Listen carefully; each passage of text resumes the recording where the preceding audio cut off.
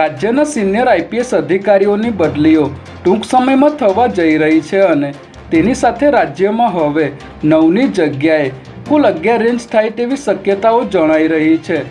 નવી 2 રેન્જ માટેની તૈયારીઓ પૂર્ણ કરી લેવામાં આવી છે.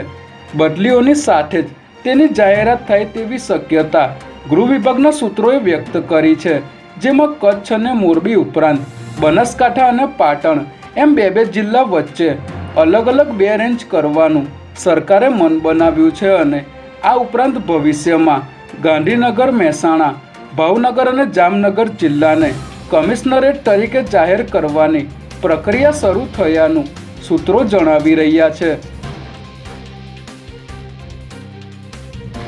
અમદાવાદ સહિત રાજ્યના તમામ શહેરોમાં સાયબર ક્રાઇમને લગતા કેસમાં ચિંતાજનક વધારો થઈ રહ્યો છે, ત્યારે ગુનાઓને કાબૂમાં લેવા અને લોકોમાં જાગૃતતા આવે તે માટે અમદાવાદ પોલીસે સાયબર સાથી ચેટબોટ નામની વોટ્સએપ સેવા શરૂ કરી છે, જેમાં રાઉન્ડ ધી ક્લોક સાયબર ક્રાઇમને લગતી માહિતી મળી શકશે. સ્ક્રીન પર દર્શાવેલ નંબર પર વોટ્સએપ કરીને સાયબર સાથીની મદદથી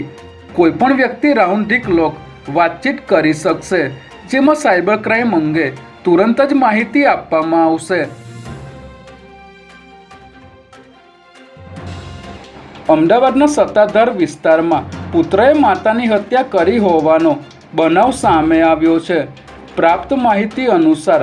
આરોપી વ્રજ કોન્ટ્રાક્ટર વર્ષ 2018થી 2024 સુધી કેનેડામાં સ્ટુડન્ટ વિઝા પર રહીને પરત આવ્યો હતો અને છેલ્લા ઘણા સમયથી અવારનવાર માતા પિતા સાથે લગ્ન કરાવવા બાબતે ઝઘડો કરતો હતો, ત્યારે ગત મંગળવારે રાત્રે વ્રજે અચાનક જ આ બાબતે ઝઘડો કર્યા બાદ માતા પારુલબેનને પીઠના ભાગે મુક્કા માર્યા હતા, જેથી તેમનું મોત નીપજતા સોલા પોલીસે આરોપી વ્રજ કોન્ટ્રાક્ટરની ધરપકડ કરી વધુ તપાસ શરૂ કરી છે.